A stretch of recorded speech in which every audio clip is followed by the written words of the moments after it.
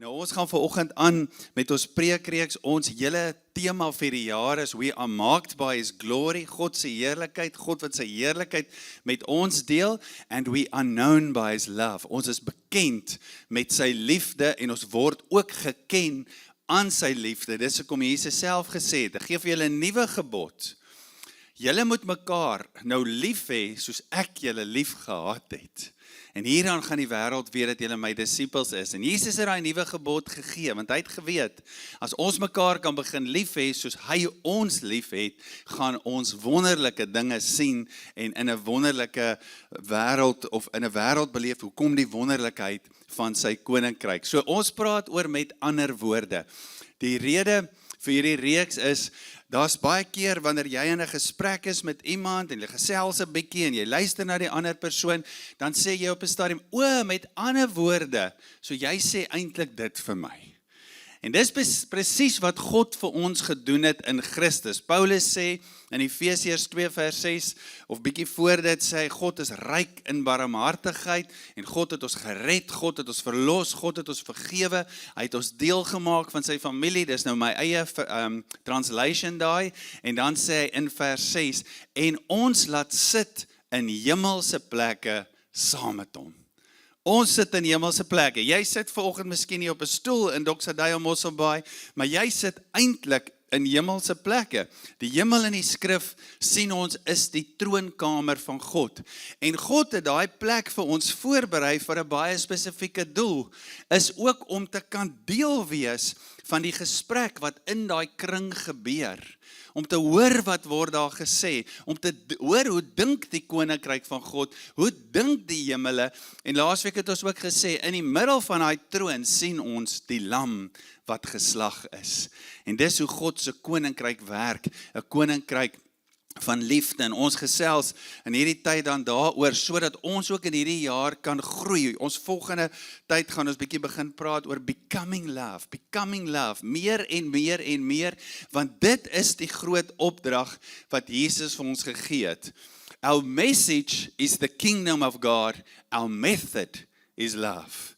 Die koninkryk van God kom deur liefde. Hoe meer jy oor dit leer en ontdek, hoe meer verstaan jy dit. Nou vandag wil ons bietjie die vraag begin vra, hoe klink die gesprek? Daai gesprek waar ek en jy sit. Hoe klink hierdie gesprek in die hemel oor God se koninkryk en spesifiek dan oor God se liefde? Want ons het gesê, ons kan nie na hierdie wêreld toe gaan met ons definisie van liefde nie. As elkeen van ons met ons eie definisie, ons eie ervaring, ons eie agtergrond, gaan dit chaos wees. Maar God laat sit ons in 'n hemelse kring om sy definisie van liefde te kry, sodat ons dan met daai tipe liefde ook kan gaan lief hê. So ons gaan vanoggend begin en sê, hoor bietjie wat sê die Vader vir die Seun in die hemelse gesprek oor die koninkryk en oor die liefde. En die Hebreërs skrywer quoteer natuurlik hier op Psalm 45, maar hoor gou-gou, hoe praat God die Vader met God die Seun? Jy moet hom mooi lees, anders raak jy deur mekaar met wie's wie, maar God die Vader en God die Seun praat met mekaar. Hebreërs 1 vers 8 en 9, gesprek in die hemel. U troon, o God, is tot in alle ewigheid. Die scepter van u koninkryk is 'n regverdige scepter. U het geregtigheid liefgehad en ongeregtigheid gehaat. Daarom het, o God, u gesalf met vreugdeolie bo u metgeselle. Jesus, Seun van God, wat God is, sy scepter is 'n scepter van regverdigheid. Hy het geregtigheid lief, hy haat ongeregtigheid, en God die Vader het hom gesalf met vreugdesolie juis vir die doel van geregtigheid. So hier sien ons iets in die hemel van die gesprek van God se geregtigheid. Dis wat daar gepraat word. Dis wat tussen die Vader en die Seun gepraat word. Dan net 'n paar hoofstukke later, 'n skrif wat ons bietjie beter ken. Hebreërs 4 vers 16. Laat ons dan met vrymoedigheid na die troon van die genade gaan, sodat ons barmhartigheid kan verkry en genade kan vind om op die regte tyd gehelp te word. So nou wonder ons, wat is die gesprek in die hemel? Wat is die troonkamer van God? Is dit nou hierdie scepter, is dit nou hierdie scepter van geregtigheid, of is dit genade? Wat een is dit nou? En hy sê die Hebreërs skrywer vir ons, dit is albei. In een brief, die gesprek in die hemel oor God se liefde, oor God se koninkryk, is 'n gesprek van geregtigheid, dis ook 'n gesprek van genade. Johannes doen dieselfde. Nou onthou Johannes het Jesus gesien, hy het Jesus op aarde gesien. Hy was 'n ooggetuie van Jesus. Hy het Jesus vir 'n paar jaar dopgehou en dan skryf hy die evangelie van Johannes en hoor gou, hy doen 'n soortgelyke ding as Hebreërs. Hy sê die woord het vlees geword en het onder ons gewoon en ons het sy heerlikheid aanskou. Die heerlikheid van Jesus aanskou. 'n Heerlikheid soos van die eniggebore wat van die Vader kom, vol van genade en waarheid. En daar's dit, sien daar. Julle sien op ons slide, ons sê, met ander woorde, liefde is geregtigheid, genade en waarheid. Die liefde van God behels geregtigheid, genade en waarheid. Dis wat die skrif vir ons sê oor die liefde van God. En dan nooi die skrif ons nou om dit te ontdek. Wat beteken dit as dit die gesprek is in die hemel oor God se liefde? Dis die liefde waarmee hy wil hê ons ook ons wêreld lief moet hê. Wat beteken dit as dit genade, waarheid en geregtigheid is? Want ons kry ons definisie van dit in die troonkamer van God. Nou ons gaan vandag begin. Ek het sommer net gespot in die week, toe praat ons so 'n bietjie weer oor die woord, en toe sê ek, hoorie, dit is so maklik om oor genade te praat, dit is so maklik om oor waarheid te praat, maar geregtigheid, kan ons hom nie bietjie skiep nie, kan ons nie eers nog so bietjie met hom wag nie, toe sê nee, ons beleef, die Here sê, ons praat vandag oor die geregtigheidsdeel. Wat behels God se geregtigheid? Wat beteken dit? Wat beteken dit as ons sê, liefde is ook geregtigheid? Nou ons is die jaar baie in Korintiërs, of gaan baie in Korintiërs wees, maar hoor gou hoe great is die skrif. Hoor wat sê Paulus, 1 Korintiërs 1 vers 30, hy sê, maar deur hom is julle in Christus Jesus, wat vir ons geword het, wysheid uit God, en geregtigheid, en heiligmaking, en verlossing. Wat sê die skrif hier? Met ander woorde, deur Jesus is ons nou in Christus, en omdat ons in Christus is, het God se wysheid deel geraak van ons lewens. Dis toeganklik vir ons, dis nie meer iets daar ver nie. God se geregtigheid het toeganklik geraak vir ons, sy heiligmaking, sy verlossing, en ek kan, omdat ek nou in Christus is, en ek sit in hierdie gesprek, in hemelse plekke, kan ek ook by 'n plek kom, waar ek die aha-oomblik het, en ek glo ons gaan vanoggend daai aha-oomblik hê, om te sê, met ander woorde, geregtigheid is liefde, en hierdie liefde is met ander woorde. Nou ons gaan volgens so 'n bietjie induik, en ek hoop jy gaan die hele week lekker besig met dit wees, ook by ons groepe ensovoorts. So volgens wat ons wil sê is, hoe lyk hierdie geregtigheid dan? Wat behels dit? Wat sê die skrif daaroor? As dit dan liefde is, wat behels dit? Nou, dit is amazing om te sien, dat die hartklop van geregtigheid, tel mens alreeds in die Ou Testament op. Daar's actually 3 psalms, Psalm 96, 97, 98, so langs mekaar in 'n bundeltjie, wat alles praat oor die geregtigheid van God. Het jy al gehoor dat mense sê, ja, God is liefde, maar hy's ook heilig. God is liefde, maar hy's ook geregtig. So, mense kan dit op 1 of 2 maniere interpreteer. Mense probeer of sê, hierdie is liefde, en daai heilig en geregtigheid is dalk iets anders. Of mens kan dit interpreteer, mense sê, God is liefde, maar onthou net, geregtigheid en heiligheid is ook deel van dit. Nou kom ek wel vanoggend vir jou op Psalm 98 lees. Daar tel ons 'n groot deel op van die hartklop van geregtigheid. So hierdie Psalm begin, ek gaan hom vir jou gou lees. Hy sê 'n Psalm, sing tot eer van die Here 'n nuwe lied, want hy het wonders gedoen. Net daai is groot. het iets gebeur, hy het wonders gedoen. Sy regterhand en sy heilige arm het hom gehelp. Dis ek 'n mooi taal, as jy dink God, sy regterarm, sy heilige arm het hom gehelp met hierdie wonders. Hy het iets gedoen. Die Here het sy heil. Nou heil word vertaal met verlossing en redding en herstel. Dis die heil, betekenis van die woordjie heil. Die Here het sy heil bekend gemaak. Hy het sy redding, sy verlossing, sy herstel, het hy bekend gemaak. Is dit net, dis Ou Testament. Dis eintlik 'n profesie hierdie, maar daar het ook al reeds iets van dit begin gebeur. Sy geregtigheid voor die oë van die nasies geopenbaar.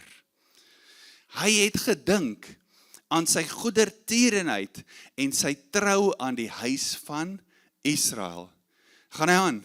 Al die eindes van die aarde het die heil, die redding, die verlossing, die herstel van ons God gesien. Juig voor die Here, o ganse aarde, breek uit, psalm sing tot eer van die Here met die siter en die stem van gesang, met trompette en basyn geklank. Altyd as ons so worship soos vanoggend, ons het altyd rede om te worship. Want God doen groot dinge, het groot dinge gedoen en doen steeds groot dinge. Laat die see bruis en sy volheid, die wêreld en die wat daarin woon. Laat die riviere in die hande klap, die berge te saam jubel voor die aangesig vir die Here. Laaste sinnetjie, want hy kom om die aarde te oordeel. Dis asof ons daar skrik, né? Want hy kom om die aarde te oordeel. Hy sal die wêreld rig in geregtigheid en die volke met reg. So hier sien ons 'n psalm, dis 'n joyous psalm, dis 'n lied. Die vorige een, psalm 97, is God is die regter, maar dis ook 'n blydskap psalm. Psalm 96 is ook 'n lied. So hierdie lied, die blydskap van hierdie lied, gaan oor God wat sy geregtigheid openbaar. Nou vir die psalmskrywer wat hierdie psalm geskryf het, en vir die mense wat dit gebid en gesing het dit iets baie spesifieks beteken. U het u goedertierenheid aan Israel bewys. Onthou julle wat het met Israel gebeur? God kom uit genade uit na Abraham toe. En hy sê, Abraham, ek sluit met jou 'n verbond. Ek verbind my aan jou. Ek verbind my aan jou en ek gaan iets doen. In jou sal al die nasies geseën word. Party vertaling sê deur jou. En ons weet, daar ontstaan die belofte dat God 'n Messias gaan stuur, die Christus gaan stuur en in hom sal al die nasies van die aarde geseën word. Uit Abraham se nageslag gaan die gesalfde Messias kom. En wat gaan hy doen? Hy gaan die wêreld in geregtigheid kom rig. En dis waaroor hulle sing hier, dis waaroor hulle bly is, so met ander woorde, ons praat ons oor met ander woorde, ons is in hierdie kring, ons ontdek, so met ander woorde, reeds in die Ou Testament sien ons, dat God se geregtigheid is sy regmakende liefde in aksie. Hy maak sy heil, hy maak sy geregtigheid, hy maak sy goedertierenheid bekend, en dis waaroor hierdie mense bly is, want hulle weet van die verbond met Abraham, en hulle weet, hier's iemand op pad, wat dit gaan doen. Want goed is stikkend, die mens is stikkend, goed is gebreek. Nou gaan ons in die Nuwe Testament. Onthou nou, as ons nou op 'n Sondagoggend hier praat, dan vat ons nou voorbeelde, ons kan nie alles vat, ons het nie tyd daarvoor nie. Nou kom ons in die Nuwe Testament, hoor gou hierdie skrif, weet jy of jy my al ooit so raak gelees het nie. Paulus is besig om die evangelie te verkondig, dit gaan spesifiek oor die opstanding van Jesus uit die dode uit. Daar's groot commotion daar waar hy dit bedien, en hy beland in die hof, in Athene. En dan terwyl hy daar is, hoor gou, wat sê Paulus dan, Nuwe Testament, oor geregtigheid? Ek lees vir jou, Handelinge 17, 30 en 31. God het dan die tye van onkunde oorgesien, en verkondig nou aan al die mense oral, dat hulle moet bekeer. Die onkunde, mense het nie geweet nog van Jesus, die Christus nie. Is die skrif nie mooi nie, hè? Is God se liefde nie so groot nie? God weet, daar was onkunde, so hy het dit oorgesien. Hy het nie sonde oorgesien nie, maar die onkunde, want hierdie mense hoor nou die boodskap. Hy preek oral dat hulle moet bekeer, omdat hy 'n dag bepaal het, waarop hy die wêreld in geregtigheid sal oordeel deur 'n man, wat hy aangestel het. En hy het hiervan aan almal sekerheid gegee, deur hom uit die dode op te wek. Wow. Kan ons hom gou weer lees? God het aan die tye van onkunde oorgesien en verkondig nou aan al die mense oral dat hulle moet bekeer. Bekeer, draai om, draai weg, nee? Ons ken dit, 180 grade. Omdat hy 'n dag bepaal het waarop hy die hele wêreld in geregtigheid sal oordeel deur 'n man wat hy aangestel het. En hy het hiervan aan almal sekerheid gegee deur hom uit die dode op te wek. Die opstanding van Jesus is 'n bewys. Dis 'n bewys dat dit wat verkeerd gegaan het met die mens en die dood tot gevolg gehad het, nou geoorwin is en reggemaak is deur God se liefde. Jesus is die een wat deur God aangestel is om geregtigheid te bring, om dinge reg te maak. So in die Ou Testament sing hulle 'n loflied.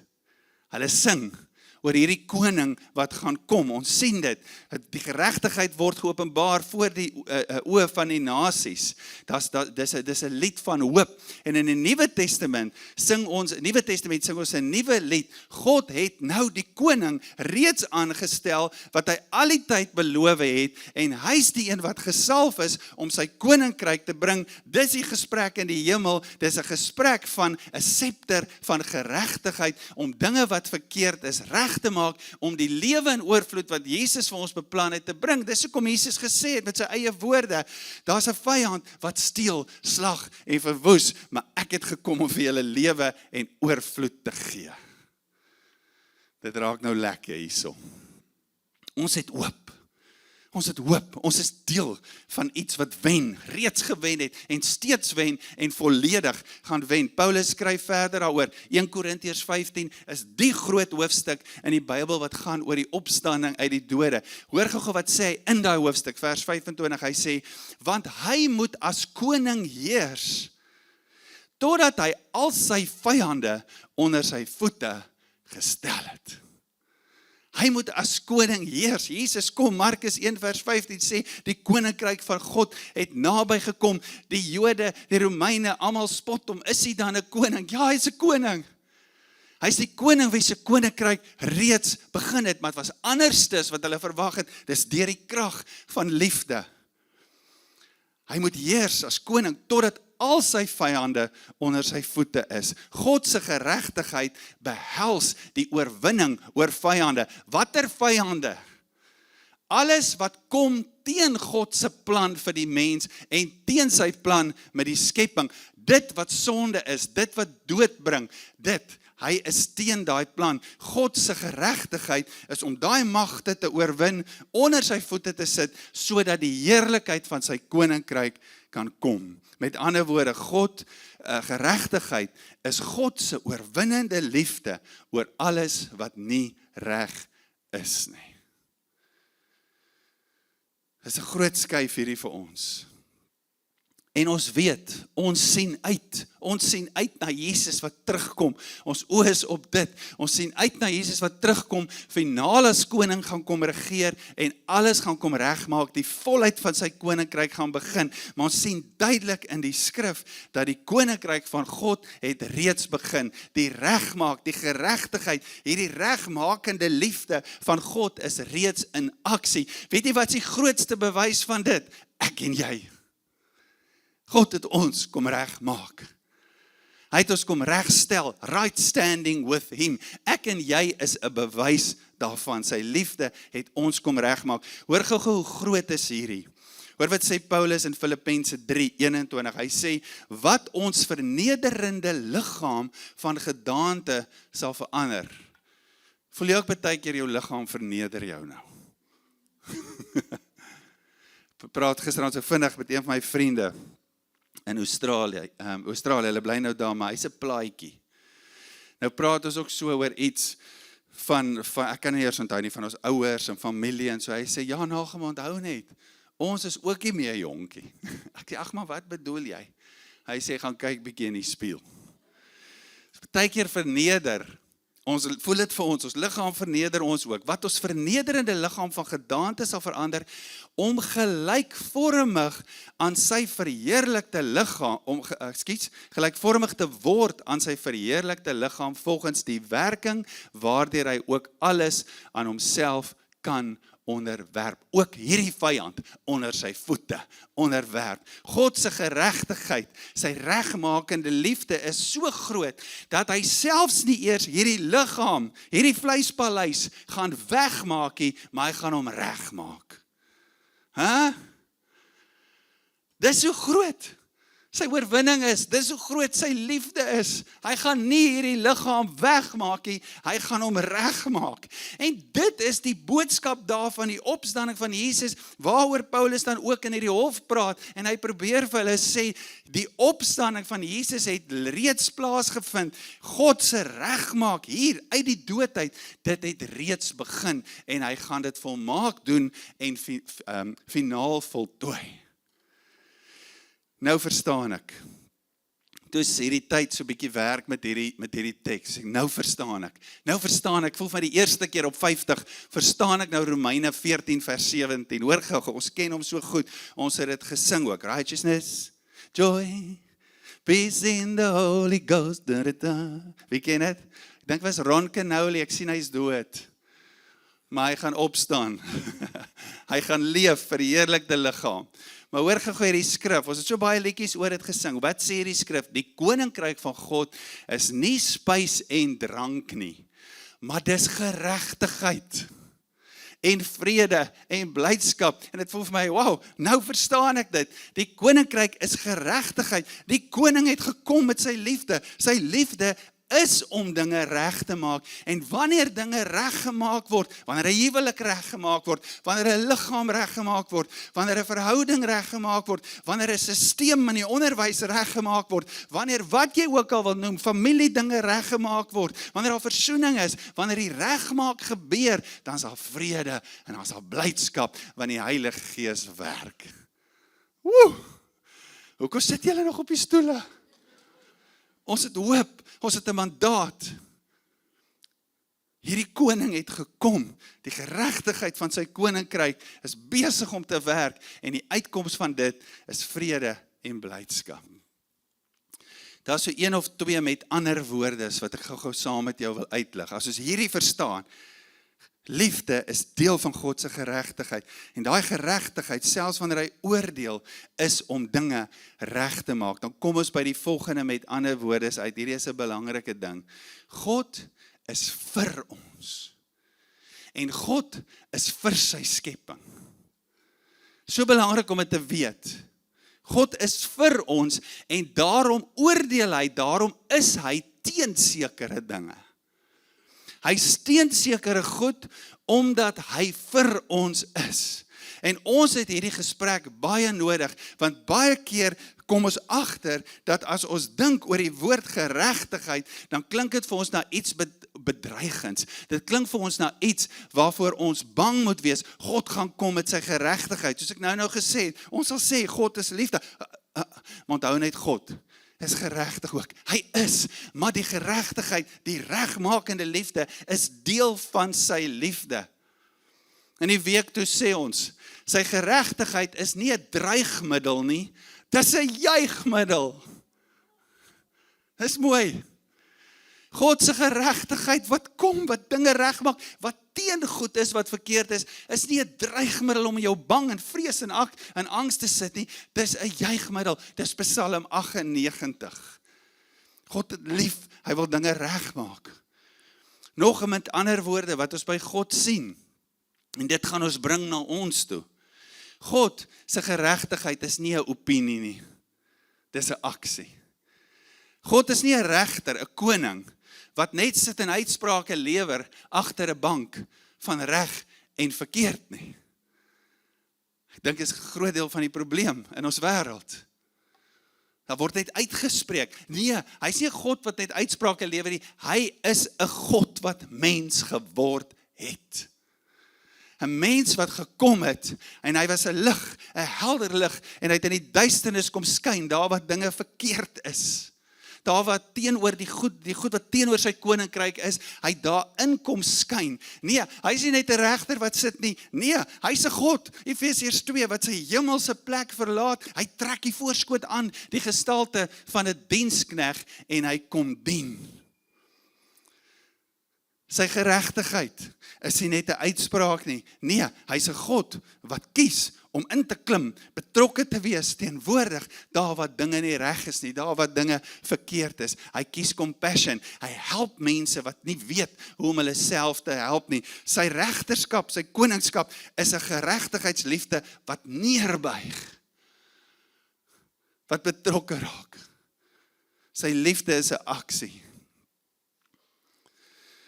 Volgend is die boodskap vir ons so belangrik. As ons sê, wat is ons definisie van liefde wat ons in hierdie kring kry, dan weet ons dat God is liefde, dit is hoe liefde lyk. Hy gee vir ons hierdie groot gebod. Hy sê dieselfde liefde waarmee ek lief het, moet julle nou gaan lief hê. Dis wie ons is. Die Here werk in sulke ongelooflike maniere. Ek verstaan nie altyd die goed nie. Kom ek vertel net gou die storie. Dan weet ek die Here praat. Laas jaar iewers, dink ek, dalk was dit al 'n jaar af voor, het ons 'n preekreeks gedoen wat ons genoem het Wees teenwoordig. Nou die dag help een van ons vennote ons en ons pak store reg hier en ons maak goed mooi en netjies in strukture en sisteme en daar kom nog so 'n klomp van daai magnete uit, dis so 'n stapel. En Wouter sê, wat moet ek hiermee doen? Ek sê, want die reeks is verby, ons gaan dit nie weer doen nie, ons gaan nie weer 'n reeks, hoogstwaarskynlik so noem nie. Ek sê, vra 'n bietjie by Dr. Rail Kids, vra by die young adults, en so, en vra wie wil nog van hierdie magnete hê, hulle lê nou net nie. Ek sê, mag gee vir my 3. En ek vat 3 en ek gaan sit hulle op my yskas. Maar hulle het nie foto's in nie, jy moet 'n foto daarin sit. Gister, Valentynsdag, sit ek en Ansel, ek vat haar gou vir ietsie om te eet, of sit by 'n plek, hier kom 'n ou met een van daai, wat is dit, Polaroid kameraatjies aan. Hy sê, ons neem gratis foto's, kan ons 'n foto neem? Tjik, neem hy vir ons foto, ontwikkel hy ons daar in die son. En dadelik gaan my kop hiernatoe. Ek sê, Here, U praat al voor ons dit nog eers snap, voor ons nog by die met ander woorde uitkom, en ek weet hoe praat die Here ook weer met my, en die Here sê vir my, daar waar dinge stikkend is, wees teenwoordig. Wees teenwoordig. Dis wat ons land nodig het, wat ons wêreld nodig het. Groot prediker het gesê, God puts us right with himself, so that we can be part.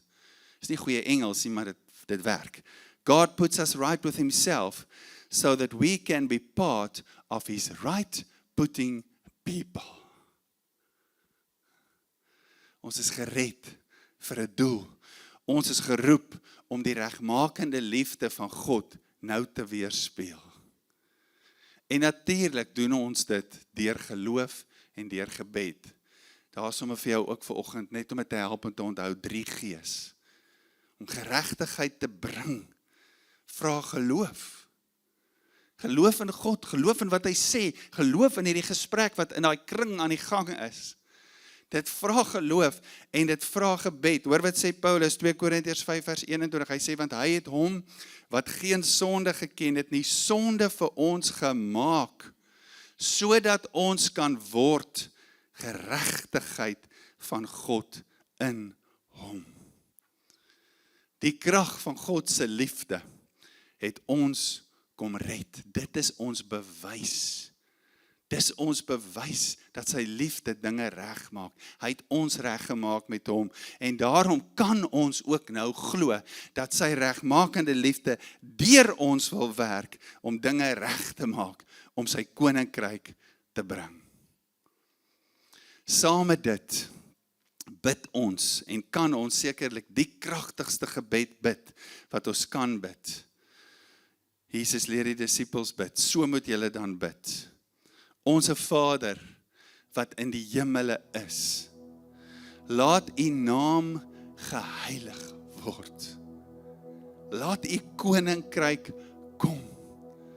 Laat u wil geskied, soos in die hemel, net so ook op die aarde. God, wat sy liefde geregtigheid is. God se liefde is nie net, dis okay, dis nie so erg nie, nee. Dis 'n oordeel, dis 'n beoordeling. This is not right. This is against the kingdom of God. This is stopping the kingdom of God. This is damaging people. It's damaging society. En dan roep die Here my en jou met geloof. Dis hoe Dr. Dale begin het. Dr. Dale begin by Helen Platt wat gesê het, hy het beleef 'n gawe van geloof. En hierdie gawe van geloof kom gereeld ons pad ook langs om te sê, die Here skep in ons daai bonatuurlike gawe van geloof om te sê, Here, laat u koninkrykie kom en ons doen dit alles deur gebed.